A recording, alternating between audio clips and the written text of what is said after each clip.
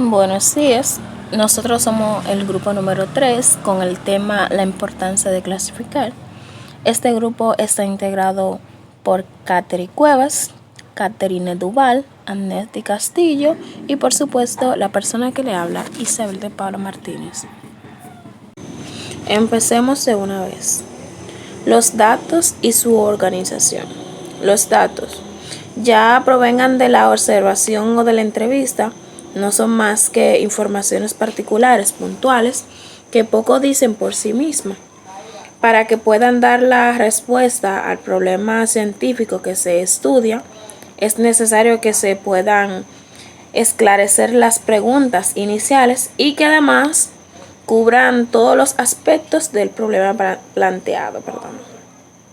Los astrónomos pudieron solventar esta tarea con una cierta facilidad. Sus propios objetos de estudio prestaban una marcada simplicidad aparente, tendían, por así decir, a organizarse de las ciencias formales, como las matemáticas, donde el análisis podía concentrarse en elementos simples, abstractos por su propia naturaleza, y por lo tanto perfectamente organizable.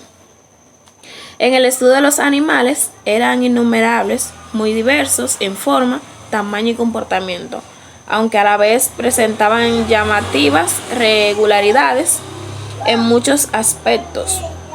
En suma, había dentro de la profusa variedad de datos tanta diferencia como similitudes, lo que indica a la perplejidad y a la confusión a quien quisiese estudiarlo en conjunto. O sea, es como decir que de tanta cantidad de animales que hay, se podían confundir al que fuera a analizar el problema. Por otra parte, el hombre había aprendido mucho sobre diversas clases de animales. No faltaban datos, pues, para iniciar una descripción sistemática de tales objetos de estudio para comenzar la construcción de una nueva ciencia, lo cual esta nueva ciencia sería la zoología. Aristóteles se ocupó de la cuestión metodológica que se hacía indispensable considerar para abordar el tema con éxito. Una de las interrogantes que Aristóteles se hizo en uno de sus libros fue que hoy que comienza a tratar de cada especie por separado, el hombre, el león, el buey, etc., considerando cada género independientemente de los demás, o hay que tratar primero de los otúbetos que tienen en común en virtud de algunos elementos comunes de la naturaleza. Procedimiento de este como base la consideración de ellos separadamente. Es de una cuestión que él se planteó en uno de sus libros, el cual este filósofo griego, sin vacilar, descarta el primer camino. Los animales pueden ser clasificados de muchas maneras.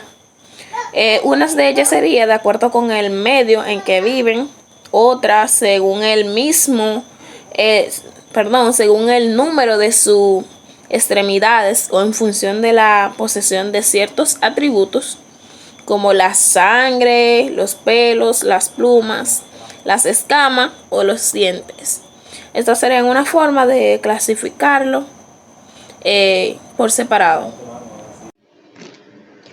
Es preciso tener un criterio teórico para ordenar los datos, pero este criterio no puede surgir sino de la propia organización. La formación disponible históricamente se ha resuelto casi siempre mediante una labor taxonómica que se ha ido aproximando a una mejor comprensión de los datos establecidos y se ha obtenido el resultado de la elaboración de tipologías que sirven para clasificar y ordenar los fenómenos, siendo referente teórico que nos permite pasar de la recolección ordenada de datos a la formulación teórica más general.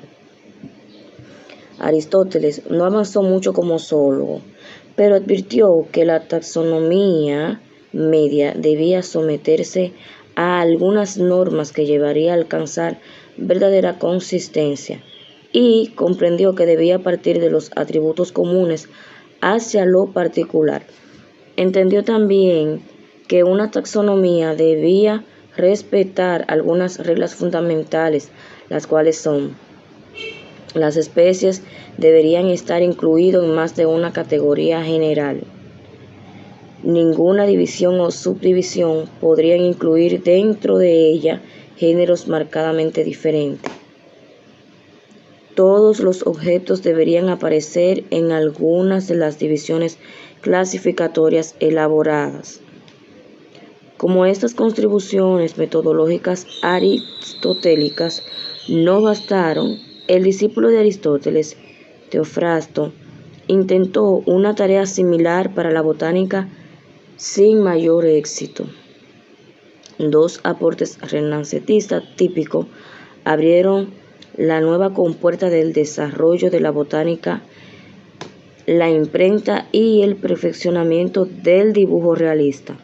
Y gracias a esto, los estudiosos empezaron a hacer descripciones gráficas detalladas de los animales y plantas. Además, hubo una mejor comunicación entre los investigadores.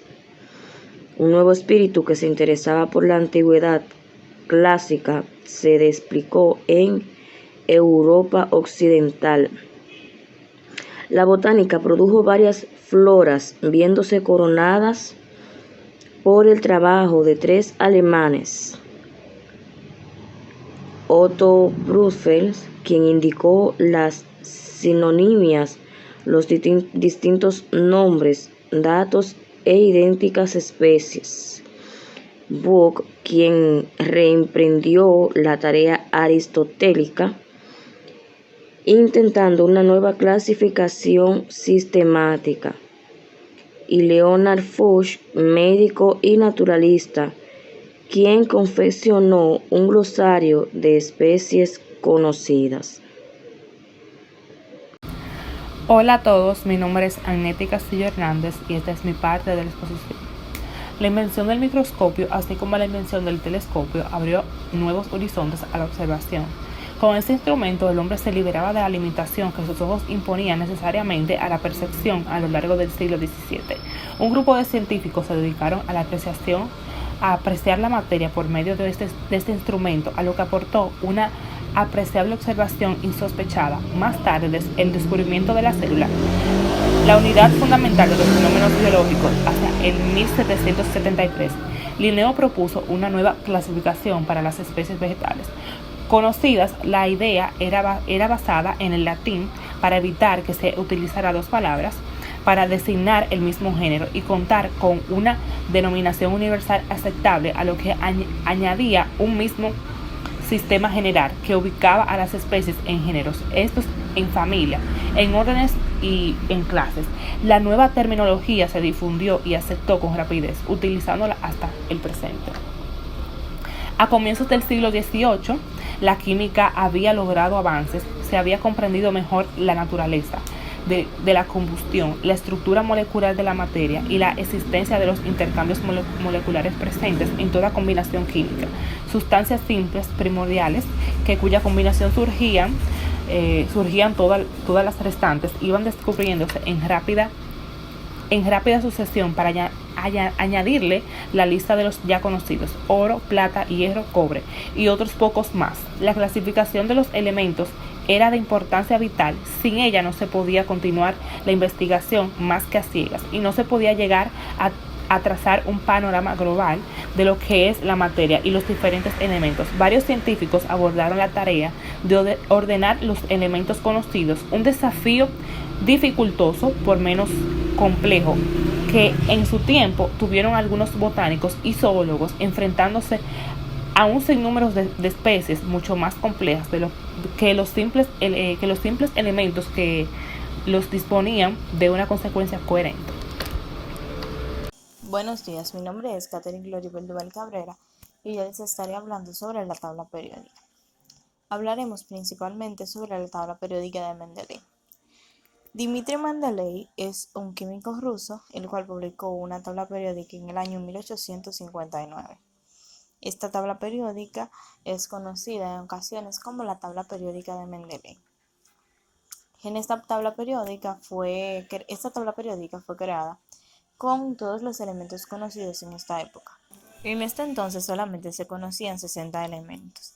Cada uno de estos elementos fueron ordenados en la tabla periódica en filas y columnas. Sin embargo, para la organización de esta tabla periódica, Mendeley optó por utilizar la lógica aristotélica, en la cual se colocaba cada elemento según sus propiedades, y Mendeley no permitía que ningún elemento estuviera dentro de una columna o fila que no estuviera afines con cada una de sus propiedades.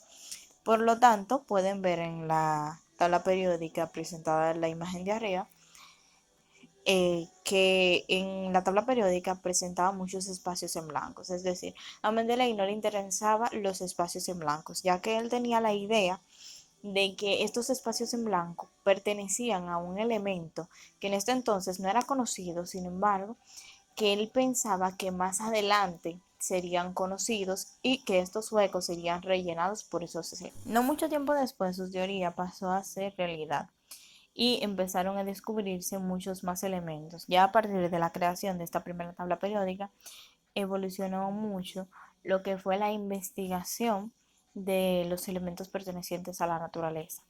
Y ya para 2 décadas después de esta primera tabla periódica, ya se conocían una cantidad de 92 elementos que se encontraban presentes en la naturaleza. Sin embargo, en este entonces, ni Nienses ni ninguno de sus contemporáneos o ayudantes podía identificar, es decir, no podían explicar la forma en la que se encontraba ordenada la tabla periódica.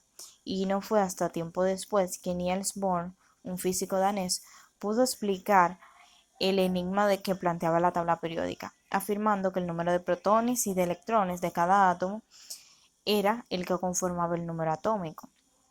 Era también el número del orden que aparecía en la tabla periódica. En este entonces, el modelo del átomo de Niels Bohr pudo explicarse, a pesar de que este modelo fue cambiado más adelante.